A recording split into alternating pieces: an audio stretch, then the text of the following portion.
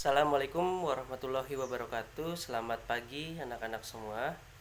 Kembali lagi bersama Bapak dalam pembelajaran tema hari ini. Nah, di hari ini kita akan memulai pembelajaran dengan diawali berdoa. Berdoa menurut kepercayaan masing-masing dimulai.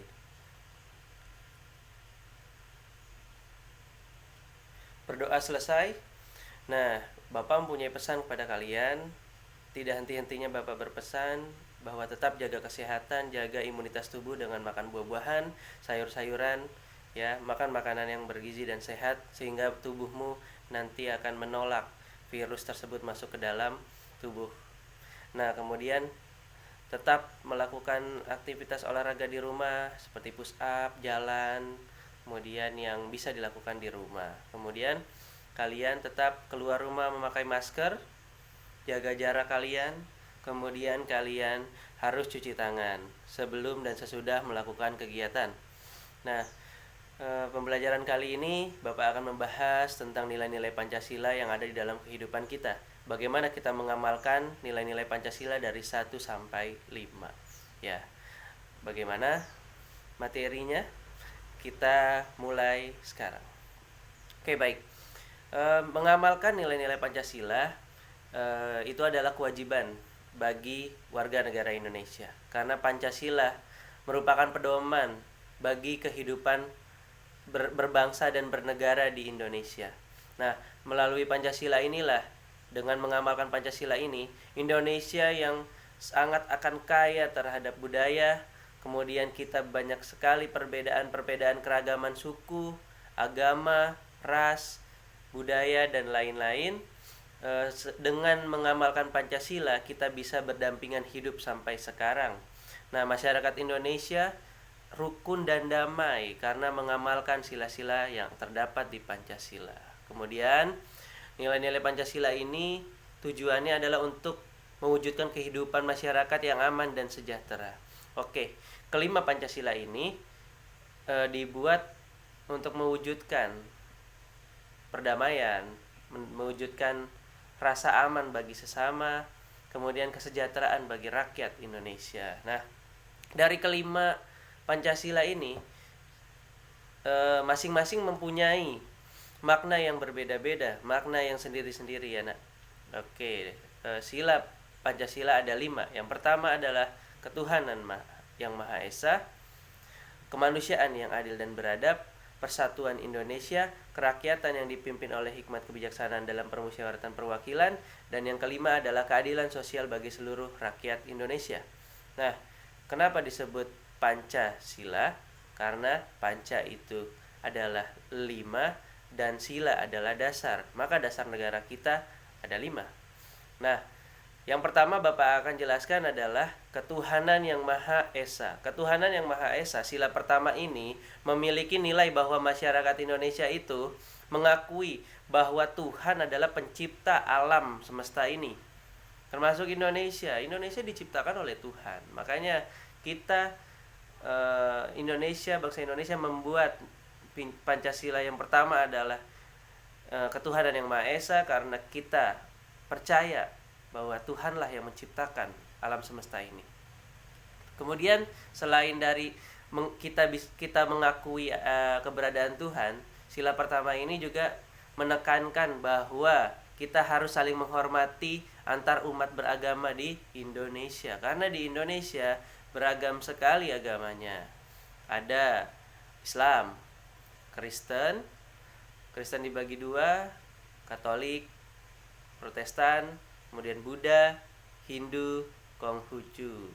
Kemudian yang kedua adalah kemanusiaan yang adil dan beradab. Nah, kemanusiaan yang adil dan beradab, sila kedua itu adalah maknanya adalah mengakui bahwa kita memiliki persamaan derajat, tidak ada perbedaan, tidak ada kaya, tidak ada miskin, tidak ada raja, tidak ada rakyat biasa, ya. Semua di mata Tuhan itu sama derajatnya. Nah, kita juga setiap warga negara dalam sila kedua ini mempunyai hak dan kewajiban yang sama. Ya, kita punya hak sama dengan orang lain. Hak untuk hidup, hak untuk mendapat keamanan, hak untuk bekerja. Nah, kemudian kewajiban kita sama, membela negara, belajar, sama dengan orang lain. Jadi sila kedua itu adalah persamaan derajat. Ya, tidak ada yang berbeda di mata Tuhan. Tidak ada yang berbeda antara hak dan kewajiban kita dengan orang lain. Kita punya sama, mempunyai hak. Bukan hanya kewajiban yang kita laksanakan, tapi kita punya hak juga. Nah, kemudian sikap tenggang rasa kita itu bertoleransi dengan orang lain, saling membantu. Ya, itu namanya sila kedua, kemanusiaan yang adil dan beradab. Kita saling mencintai sesama manusia dan melakukan kegiatan kemanusiaan adalah bentuk pengamalan dari sila kedua. Ya, melakukan kegiatan kemanusiaan merupakan cerminan pengamalan sila kedua. Oke. Yang ketiga, persatuan Indonesia. Sila ketiga diwujudkan dengan rasa cinta terhadap tanah air bangsa dan rela berkorban bagi bangsa dan negara. Bukan kamu harus ikut berperang, bukan. Namun kamu berperang di jalan lain, yaitu berperang melalui pendidikan. Kalian harus menjadi warga negara yang pintar sehingga tidak bisa kalian nanti ditindas lagi oleh negara lain. Ya, kemudian persatuan Indonesia ini adalah dibuat agar persatuan dan kesatuan bangsa Indonesia itu tetap terjaga, ya. Jadi semua yang bersifat bersatu, menguatkan, itu pencerminan sila persatuan Indonesia. Cinta terhadap tanah air, kamu beli produk lokal, kemudian kamu bangga terhadap bangsa sendiri, memakai batik dan lain-lain, itu adalah persatuan Indonesia. Yang keempat adalah sila kerakyatan yang dipimpin oleh hikmat, kebijaksanaan dalam permusyawaratan perwakilan. Sila keempat ini menjadi acuan kita dalam menyelesaikan masalah. Jika terjadi masalah di masyarakat, nah, kerakyatan yang dipimpin oleh hikmat kebijaksanaan dalam permusyawaratan perwakilan ini kita pakai sebagai pedomannya. Bisa kita lakukan dengan cara musyawarah jika ada masalah yang terjadi di masyarakat. Kita adakan musyawarah nanti untuk mendapatkan hasil yang mufakat. Artinya kita mendapatkan hasil ini dengan persetujuan seluruh orang yang terlibat dalam musyawarah, ya. Jadi kita mendapatkan hasil yang memang benar-benar adil, ya. Kemudian penyelesaian masalah sebaiknya dilakukan dengan cara musyawarah tadi untuk mencapai mufakat, karena jika dilakukan dengan musyawarah dan mendapatkan mufakat itu penuh dengan semangat kekeluargaan, karena kita berkumpul, kita melakukan voting, pengambilan suara dan lain-lain, ya. Nah, seperti pemilu, itu semua memilih, bebas memilih. Nah, tidak ada yang dipaksa. Makanya kita Indonesia itu mengamalkan kerakyatan yang dipimpin oleh hikmat kebijaksanaan dalam permusyawaratan perwakilan dalam sila keempat itu terdapat di pemilihan presiden, pemilihan gubernur, pemilihan DPRD, pemilihan RT, sampai pemilihan ketua kelas kita dengan musyawarah, ya. Nah, kemudian sila keempat ini dilakukan musyawarah untuk apa? Untuk kepentingan bersama, bukan untuk kepentingan satu golongan saja, untuk satu orang saja, tidak. Tapi dalam musyawarah kita bermusyawarah, semua melakukan membuat pendapatnya masing-masing, memberikan pendapat, saran dan lain-lain. Tidak hanya ketua saja yang menentukan. Itu namanya bukan musyawarah mufakat. Kemudian yang kelima adalah keadilan sosial bagi seluruh rakyat Indonesia. Sila kelima ini mengharapkan agar masyarakat itu tidak bersikap berat sebelah, tidak bersikap semena-mena. Jadi harus adil terhadap seluruh rakyat Indonesia. Tidak dibedakan jika yang mana yang memang orang kaya, yang mana orang miskin, dibedakan, tidak. Yang mana keturunan raja, yang mana rakyat biasa, tidak dibeda-bedakan. Karena di sini sila kelima dituntut adalah keadilan sosial bagi seluruh rakyat Indonesia.